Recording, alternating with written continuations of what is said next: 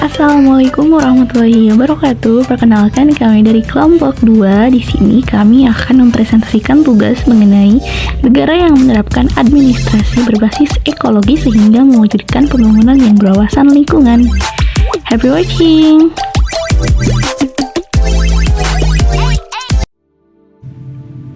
Nah, salah satu negara yang menerapkan administrasi berbasis ekologi sehingga mewujudkan pembangunan yang berwawasan lingkungan adalah negara Denmark.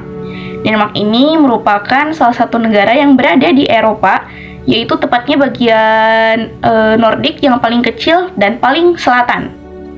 Lalu, mengapa negara Denmark ini dikatakan sebagai negara yang menerapkan administrasi berbasis ekologi sehingga mewujudkan pembangunan yang berwawasan lingkungan? Hal ini dibuktikan karena dengan adanya hasil pencapaian, yaitu sebagai negara terbersih dan paling ramah lingkungan pada tahun 2022 sekarang, di mana Denmark ini tercatat meraih total skor yaitu 82,5 berdasarkan Indeks Kinerja Lingkungan atau EPI. Dengan total skor 82,5, negara Denmark ini memiliki beberapa kebijakan yang pastinya juga komprehensif, khususnya berkaitan dengan urusan mengurangi emisi gas rumah kaca, lalu mencegah perubahan iklim. Selain itu, Denmark juga berfokus dengan meningkatkan jumlah hotel ramah lingkungan di negaranya. Seperti ada juga kebijakan lainnya seperti adanya perahu tenaga surya dan makanan organik. Denmark ini sangat peduli pada lingkungannya untuk menjadikan kehidupan warganya yang selalu untuk lebih baik ke depannya. Contohnya saja, misalnya tenaga angin sekarang menghasilkan lebih dari 40% dari total konsumsi listrik di Denmark. Nah, negara Denmark ini juga menjadikan gaya hidup yang hijau diterapkan oleh semua masyarakatnya. Maksudnya di sini misalnya dengan menggunakan sepeda sebagai alat transportasi di sekitar kota, bukan memakai seperti motor, mobil yang dapat menimbulkan polusi udara. Nah, ada sebuah kota atau tepatnya ibu kota di Denmark, yaitu Copenhagen sebagai ibu kotanya, dikenal sebagai kota yang paling layak huni dan warganya itu juga sering dikatakan sebagai orang yang paling bahagia. Mengapa demikian? Karena ibu kota ini dikelilingi oleh perairan dan ruang terbuka seperti taman dengan banyak udara segar yang masuk dan air bersih juga untuk minum dan untuk berenang. Jadi lebih tepatnya di ibu kota ini lebih terjaga dari kota-kota lainnya karena kebijakan-kebijakan yang nanti akan saya dan teman-teman saya uraikan. Baik, saya akan melanjutkan kepada pembahasan selanjutnya. Untuk itu, di sini saya akan memaparkan beberapa cara yang dilakukan pemerintah Denmark demi menjadikan negaranya lebih baik. Dengan beberapa cara, yang pertama adanya solusi mengenai polusi udara.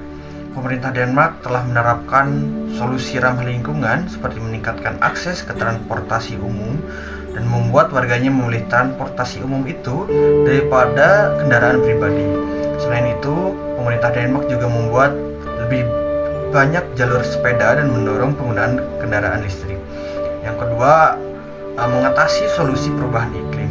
Untuk mengatasi perubahan iklim ini, pemerintah Denmark lebih mendekatkan diri kepada sumber daya terbarukan dan berinvestasi pada angin dan bioenergi. Mereka juga serius untuk menggunakan energi terbarukan pada tahun 2050. Yang ketiga, solusi daur ulang. Walaupun dikategorikan menjadi negara maju, Denmark tetap memikirkan penggunaan ekonomi tanpa biaya. Untuk itu, barang bekas didorong untuk ditingkatkan nilai tambahnya untuk digunakan kembali atau didaur ulang daripada membuangnya. Perlindungan pada sumber daya dan material mereka dianggap sangat penting. Perusahaan-perusahaan di Denmark pun mendukung inisiatif pemerintahnya dengan menggunakan kompaktor untuk meminimalkan limbah yang diciptakan oleh bisnis mereka. Yang keempat, keanekaragaman hayati yang ada di sana dan konversi alam sangat dijaga. Pada tahun 2016 saja, pemerintah Denmark mempunyai cara melindungi alam dan spesies untuk berkembang. Secara tersebar, fokus dari pemerintahan tersebut adalah kepada ramah lingkungan yang bertujuan kepada kelestarian alam termasuk biotop dan kawasan semi alami yang bertujuan pelestarian tingkat keanekaragaman hayati yang lebih tinggi dan untuk melindungi ekosistem. Yang terakhir, produksi pangan menggunakan energi terbarukan. Di Denmark tersendiri, lebih dari 60% lahannya digunakan untuk pertanian. Agroindustri di Denmark telah mengembangkan banyak solusi untuk iklim guna mendukung produksi pangan. Reduksi dari makanan didaur ulang menjadi biogas untuk menghasilkan energi terbarukan.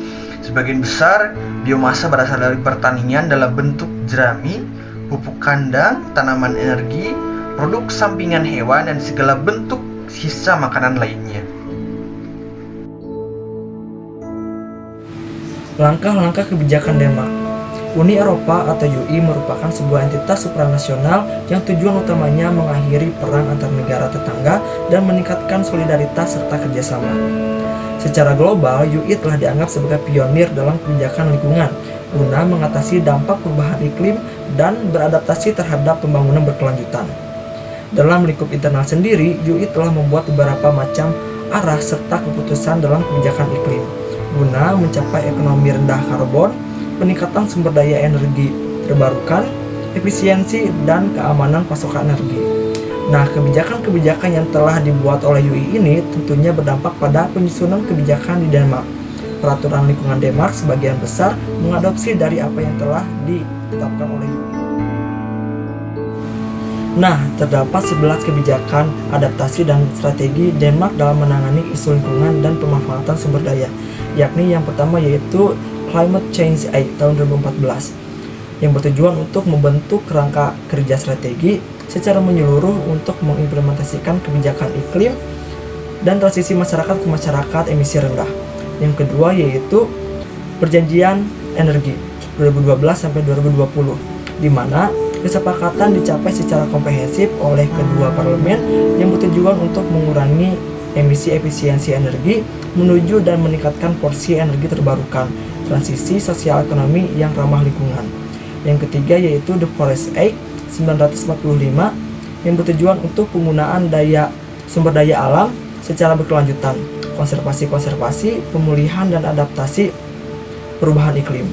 Yang keempat yaitu The Planning Act yang bertujuan untuk memastikan penggunaan lahan secara berkelanjutan mendukung berbagai tujuan seperti perlindungan lingkungan, adaptasi perubahan iklim, perlindungan habitat untuk kehidupan liar, dan perlindungan konservasi hayati. Dan yang kelima yaitu undang-undang mengenai promosi energi terbarukan yang bertujuan untuk mencapai pengumpulan emisi melalui peningkatan paksa dan penyerapan. Selanjutnya yaitu yang keenam, Undang-Undang Perlindungan Lingkungan nomor 1757 tanggal 22 Desember tahun 2020, bertujuan untuk menjaga pengelolaan sumber daya lingkungan yang berkelanjutan termasuk polusi udara, pengendalian dan suara di berbagai sektor seperti transportasi, limbah-limbah, dan energi. Tindakan ini menerapkan banyak arahan dan regulasi UE. Yang ketujuh, karbon dioksida. Untuk produksi energi tertentu seperti pemberlakuan pajak untuk mencegah konsumsi intensif masyarakat yang digunakan terkait pajak energi. Yang kedelapan, Undang-Undang Energi atas produk minyak mineral merupakan kewajiban bagi perusahaan yang produksi, memproses, menerima, atau mengirimkan produk untuk membayar pajak tahunan yang ditentukan.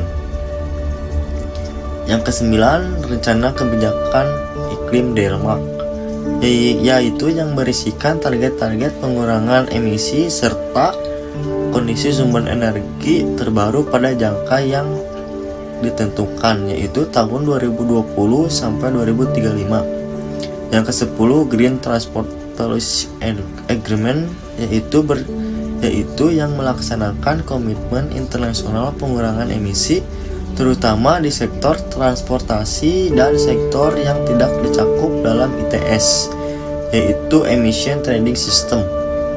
Yang terakhir yaitu yang ke-9, Strategi Denmark untuk adaptasi terhadap perubahan iklim yang bertujuan menyadarkan masyarakat agar bereaksi terhadap konsekuensi dan perubahan di waktu yang tepat. dan inisiatifnya masing-masing. Kemudian rencana aksi Denmark pada tahun 2012 ini memberikan gambaran umum tentang inisiatif yang direncanakan atau sudah diluncurkan oleh pemerintah. Kebijakan lingkungan UE telah memberikan pengaruh pada kebijakan lingkungan Denmark yang bagaimana menyikapi isu-isu lingkungan yang menjadi perhatian UE dan negara anggotanya, baik UE sendiri maupun Denmark, yang memiliki tujuan yang sama, yaitu menciptakan ekonomi rendah karbon, mengurangi tingkat karbon, dan memaksimalkan penggunaan sumber energi yang terbaru.